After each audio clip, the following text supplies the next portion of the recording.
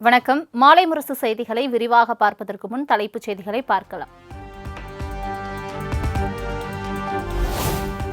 19 வயதுக்குட்போர் மகளிர் T20 cricket உலகக்கோப்பை மீண்டும் வசமாக்கியது இந்தியா. மலேசியாவில் நடந்த இறுதிப் போட்டியில் தென்னாப்பிரிக்காவை 9 விக்கெட் வித்தியாசத்தில் வீழ்த்தி இந்திய அணி அசத்தல்.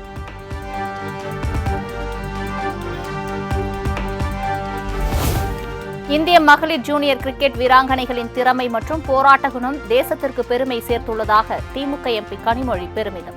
நமது வீராங்கனைகளின் வெற்றி இளம் தலைமுறையினரை மேலும் ஊக்குவிக்கும் என்றும் நிகழ்ச்சி பதிவு.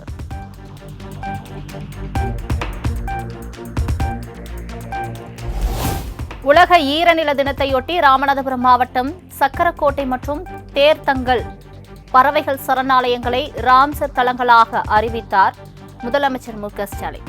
இதன் மூலம் தமிழ்நாட்டில் ராம்சர் தளங்களின் எண்ணிக்கை 20 அதிகரிப்பு.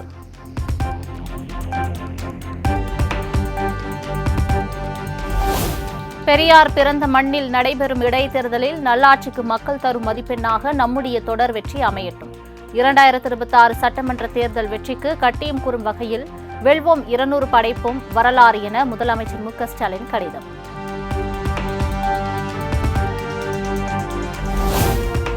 திமுக அரசு மீது மக்களுக்கு உள்ள நம்பிக்கையையும் ஆதரவையும் எப்படியாவது சிதைக்க எதிர்க்கட்சிகள் மேற்கொள்ளும் முயற்சி பொடி பொடியாகி விடுகின்றன. திமுகவை நேரடியாக எதிர்க்கும் துணைவின்றி சில உதிரிகளை தூண்டிவிட்டு மறைமுக யுத்தம் நடத்தி பார்ப்பதாக சாடல்.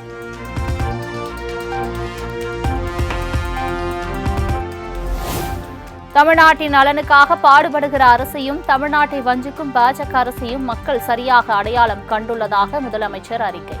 ஈரோடு கிழக்கு வாக்காளர் இடைத்தேர்தலில் உதயசூரியனுக்கு அளிக்கும் மகத்தான வெற்றியின் மூலம் அது நிரூபிக்கப்படும் என நம்பிக்கை.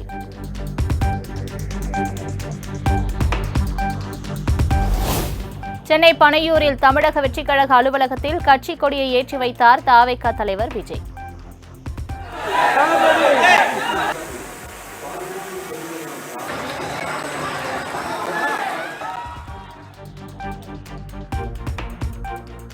பெரியார், அம்பேத்கர், காமராஜர், வேலு நாச்சியார், அஞ்சலை அம்மாள் ஆகியோரின் சிலைகளை திறந்து வைத்து மரியாதை.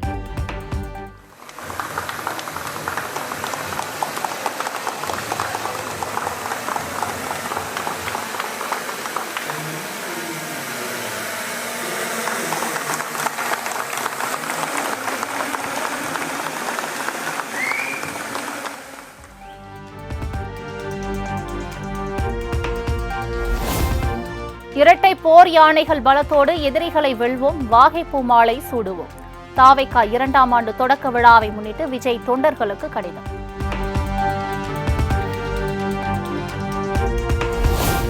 தமிழக வெற்றிக் கழகத்தில் 5ஆம் கட்டமாக 19 பொறுப்பாளர்கள் நியமனம். புதிதாக பொறுப்பேற்கும் நிர்வாகிகளுக்கு அக்கட்சித் தலைவர் விஜய் வாழ்த்து.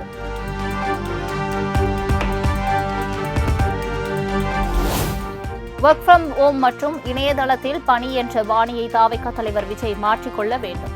பணியூரை விட்டு பணி செய்ய முன்வர வேண்டும் என்றும் பாஜக மூத்த தலைவர் தமிழிசை சவுந்தரராஜன் அழைப்பு. இன்னும் பனையூரிலிருந்து பணியூருக்காக பணி செய்வதற்காக ஊரா செய்தால் அது சரியாக இருக்கும் என்பது எனது கருத்து. ஆனாலும் ஓராண்டை தாண்டி ஓராண்டு ஆயிடுச்சுன்னு சொன்னாங்க, அப்படிதானே? கரெக்ட். அதுக்கு எனது வாழ்த்துக்களை நான் தெரிவித்துக் கொள்கிறேன். எந்த அரசியல் கட்சியாக இருந்தாலும் நடை போடுவதற்கு எனது வாழ்த்துக்கள்.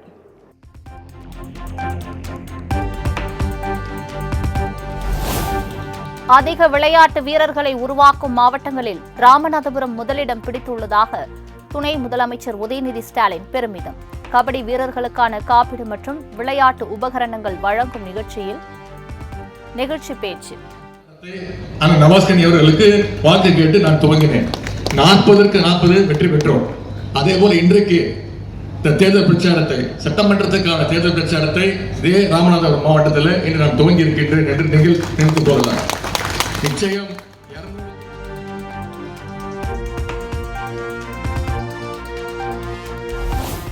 தமிழக அரசு சொந்த நிதியில் நெல் கொள்முதல் செய்ய விரைந்து நடவடிக்கை எடுக்க வேண்டும். மாநில உரிமையை மத்திய அரசிடம் தாரை வார்க்க கூடாது என்றும் பாமக நிறுவனர் மருத்துவர் ராமதாஸ் வலியுறுத்தார்.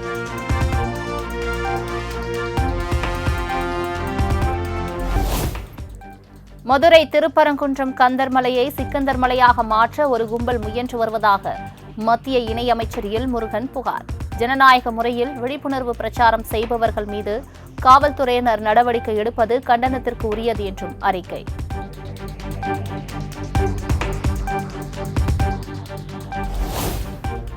ECR கார் விவகாரத்தில் திமுக கொடியை சுட்டிக்காட்டி பழி சுமத்திய சுயநல அரசியல்வாதிகள் முகமூடி கிழிந்து தொங்குகிறது. பெண்களின் காரை வழிமறித்த நபரின் வீடியோ ஆதாரத்தை மேற்கோள் காட்டி சட்டத்துறை அமைச்சர் ரகுபதி கடும் விமர்சனம். தமிழ்நாட்டில் அதிமுகவை சேர்ந்தவர்களால் தான் பெண்களுக்கு அச்சுறுத்தல். திமுக மீது பழி போட்டு வீரவேசமாக அறிக்கை வெளியிட்ட எடப்பாடி பழனிசாமி மன்னிப்பு கேட்பாரா என்றும் சட்டத்துறை அமைச்சர் ரகுபதி சரமாரி கேள்வி.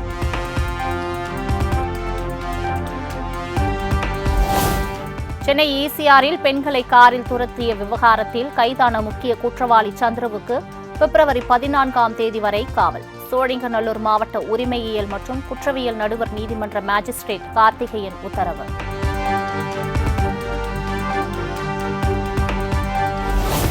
சென்னை காணாத்தூரில் பெண்களை காரில் துரத்திய விவகாரத்தில் கைது செய்யப்பட்ட முக்கிய நபர் சந்துரு வாக்குமூலம்.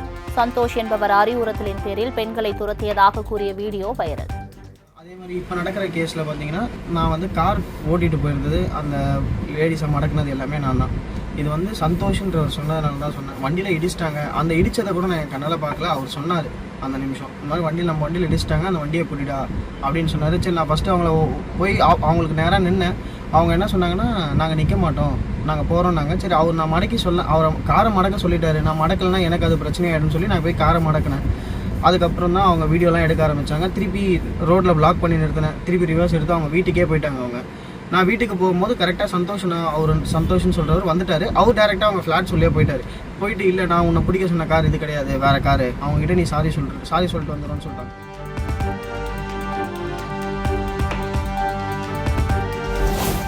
ஈரோடு கிழக்கு தொகுதி இடைத்தேர்தலில் நாளையுடன் ஓய்கிறது பிரச்சாரம். மாலை 6 மணியுடன் பிரச்சாரம் முடிவடையுள்ள நிலையில் அரசியல் கட்சியினர் தீவிர வாக்கு சேகரிப்பு.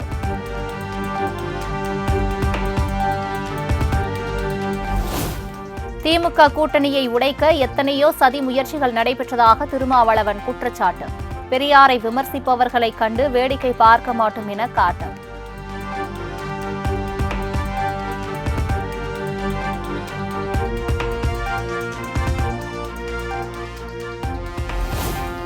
தமிழகத்தின் பல்வேறு பகுதிகளிலும் மூடப்பட்டிருந்த பத்திரப்பதிவு அலுவலகங்கள் சுபமுகூர்த்த தினம் என்பதால் இன்று திறந்திருக்கும் என அரசு அறிவித்திருந்த நிலையில் அலுவலகங்கள் மூடப்பட்டிருந்ததால் ஏமாற்றத்துடன் திரும்பி சென்ற பொதுமக்கள்.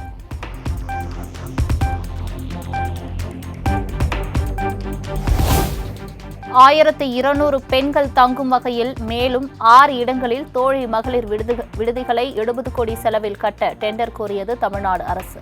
சென்னையில் 2 இடங்களிலும், ராமநாதபுரம், திண்டுக்கல், கோவை, கிருஷ்ணகிரி மாவட்டங்களில் தலா ஒரு விடுதி அமைக்க திட்டம்.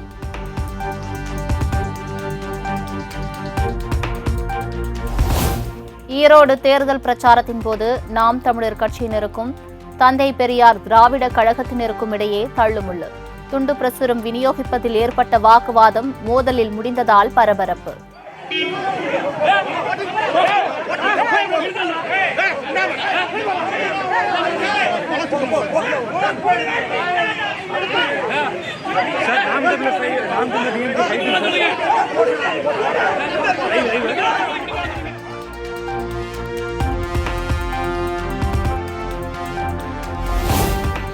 வருகிற 20ஆம் தேதி மாநிலம் தழுவிய வேலைநிறுத்தம் செய்ய அண்ணா தொழிற்சங்கம் முடிவு. அதிமுக, தேமுதிக தொழிற்சங்க நிர்வாகிகள் கூட்டத்திற்கு பின் கமலக்கண்ணன் பேட்டி.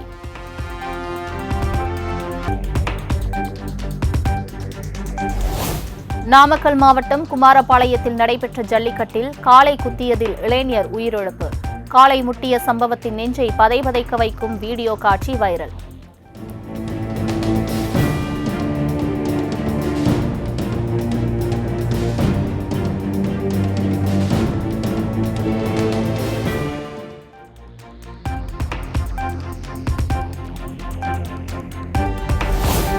நீலகிரி மாவட்டம் குன்னூரில் போரில் உயிர் நீத்த ராணுவ வீரர்களுக்கு அஞ்சலி. மெட்ராஸ் ரெஜிமெண்ட் சென்டர் தலைவர் பிரகாடியர் கிறிஸ்துதாஸ் தலைமையில் மலர் வளையம் வைத்து மரியாதை.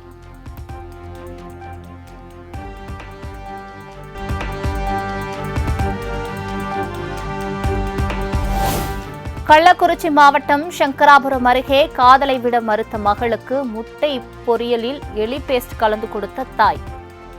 சற்று நேரத்தில் சரிந்து விழுந்த கல்லூரி மாணவிக்கு அரசு மருத்துவமனையில் தீவிர சிகிச்சை.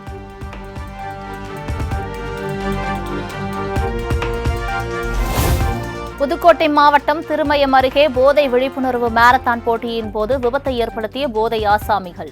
தமிழக வெற்றிக் கழக கொடியுடன் வந்த காரில் இருந்தவர்களை புரட்டி எடுத்த பொதுமக்கள்.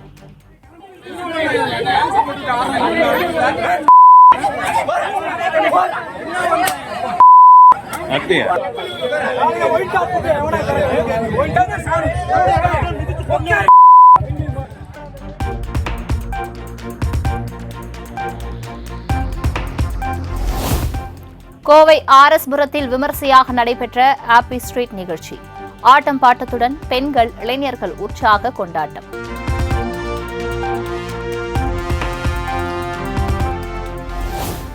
தேனியில் முதல் முறையாக நடத்தப்பட்ட ஹாப்பி ஸ்ட்ரீட் நிகழ்ச்சி.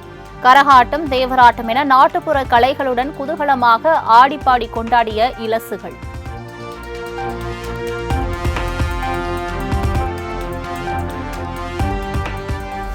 தூத்துக்குடி மாவட்டம் வள்ளநாட்டில் கடனை அடைக்க முடியாததால் தற்கொலை செய்து கொண்ட கூலி தொழிலாளி. வீடு ஜப்தி செய்யப்படுவதை எதிர்த்து உயர் நீதிபதியின் உறவினர்கள் சாலை மறியலில் ஈடுபட்டதால் பரபரப்பு.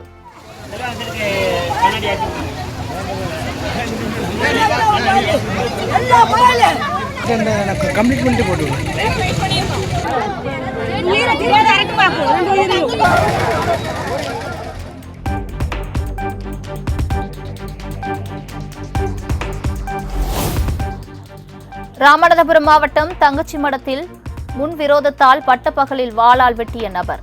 ரத்த வெள்ளத்தில் கிடந்தவரை மருத்துவமனைக்கு அழைத்து செல்ல எதிர்ப்பு தெரிவித்து பொதுமக்களுக்கு மிரட்டல் விடுத்ததால் பரபரப்பு.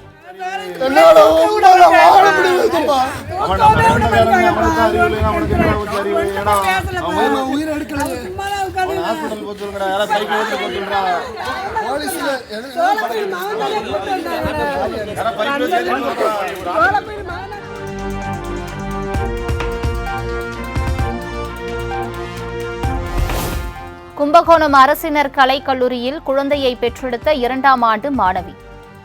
குப்பை தொட்டியில் வீசப்பட்ட சிசுவை மீட்டு தாயுடன் மருத்துவமனையில் அனுமதித்த கல்லூரி நிர்வாகம்.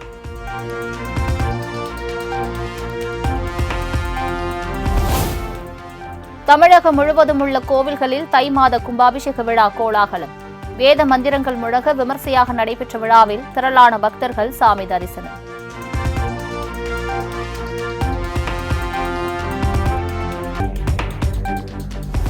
விடுமுறை தினத்தை ஒட்டி திருவண்ணாமலை அண்ணாமலையார் கோவிலில் குவிந்த ஆயிரக்கணக்கான பக்தர்கள் 3 மணி நேரத்திற்கும் மேலாக நீண்ட வரிசையில் காத்திருந்து அரோகரா அரோகரா என பக்தி முழக்கமிட்டு சாமி தரிசனம்.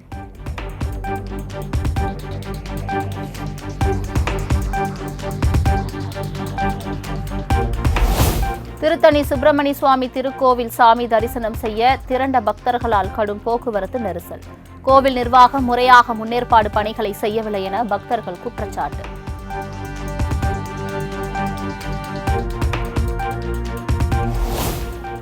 நடிகைக்கு பாலியல் தொல்லை கொடுத்ததாக தொடரப்பட்ட வழக்கில் கேரள நடிகரும் எம்எல்ஏவுமான முகேஷ் மீது குற்றப்பத்திரிகை தாக்கல். டிஜிட்டல் ஆதாரங்களின் அடிப்படையில் சிறப்பு புலனாய்வு குழு நடவடிக்கை.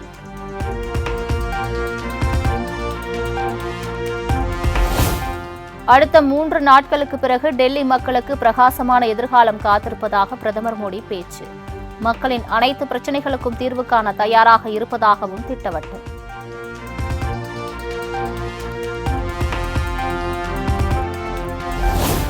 டெல்லி சட்டப்பேரவை தேர்தலையொட்டி 4ஆம் கட்டமாக பிரச்சார பாடலை வெளியிட்டது பாஜக. வரும் 5ஆம் தேதி தேர்தல் நடைபெறவுள்ள நிலையில் பாடலை வெளியிட்டார் பாஜக எம்பி மனோஜ் திவாரி. आपको क्या महसूस हो रहा है? कहाँ तक? मुझे तो बस यही महसूस हो रहा है भैया कि दिल वालों की दिल्ली को अब भाजपा सरकार चाहिए. अब ये मेरा जन्मदिन है, इसको गिफ्ट समझ के ही दे दीजिए आप. बहुत बहुत धन्यवाद आपकी नीलकांत।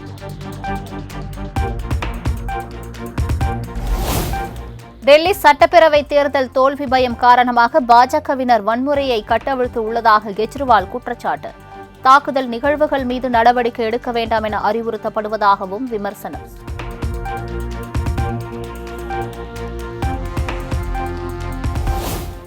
டெல்லியில் ஆம் ஆத்மி தொண்டர்கள் மீது தாக்குதல் நடத்திய பாஜகவினர் மீது நடவடிக்கை எடுக்க வேண்டும், சுதந்திரமாக செயல்படக்கூடிய பார்வையாளர்களை நியமிக்க வேண்டும் என்றும் தேர்தல் ஆணையத்திற்கு அரவிந்த் கெஜ்ரிவால் கடிதம்.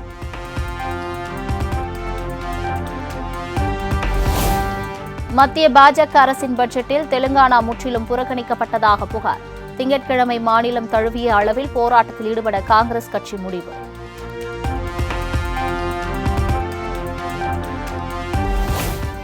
உத்தரப்பிரதேச மாநிலம் பிரயாக்ராஜ் திரிவேணி சங்கமத்தில் அதிகாலையில் 41 லட்சம் பேர் புனித நீராடல். நேற்று ஒரே நாளில் மட்டும் சுமார் 34 லட்சம் பேர் வருகை தந்ததாக மாநில அரசு தகவல்.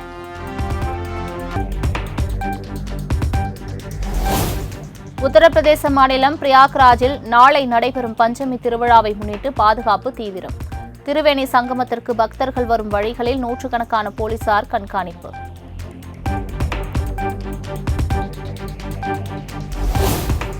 ஒடிசா மாநிலம் காலஹண்டி பகுதியில் 3.5 கோடி ரூபாய் மதிப்பிலான ரொக்கப்பணம் பறிமுதல். ஜார்க்கண்ட் மாநிலத்தைச் சேர்ந்த கொள்ளையர்களிடமிருந்து கட்டுக்கட்டாக கைப்பற்றிய ரூபாய் நோட்டுகளை காட்சிப்படுத்திய போலீசார்.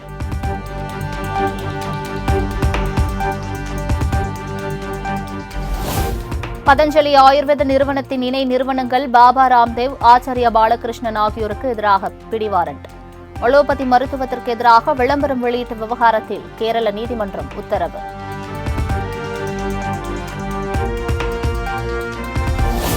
புனேவில் வழிமாறி குடியிருப்பு பகுதிகளுக்குள் நுழைந்த சிறுத்தை பத்திரமாக மீட்பு. நீண்ட போராட்டத்திற்கு இடையே மயக்க ஊசி செலுத்தி பிடித்தது வனத்துறை.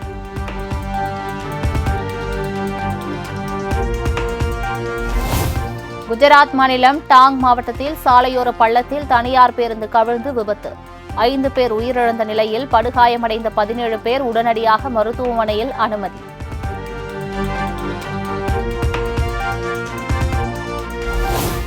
கனடா மீது அமெரிக்கா 25% வரி விதித்ததின் எதிரொலி. கனடாவில் வாழும் அமெரிக்கர்களின் வேலை வாய்ப்புகளில் சிக்கல் உள்ளதாக பிரதமர் ஜஸ்டின் ட்ரூடோ பேட்டி.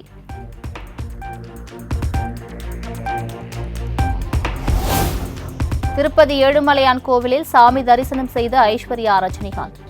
சுப்பிரபாத சேவையில் பங்கேற்றவருக்கு தீர்த்த பிரசாதங்களை வழங்கிய தேவஸ்தான அதிகாரிகள்.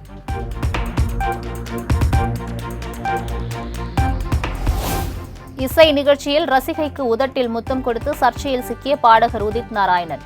ரசிகைக்கு முத்தமிட்டது தன்னிச்சையான தருணா, இதனை சிலர் உள்நோக்கத்துடன் அவதூறு பரப்பி வருவதாக குற்றச்சாட்டு.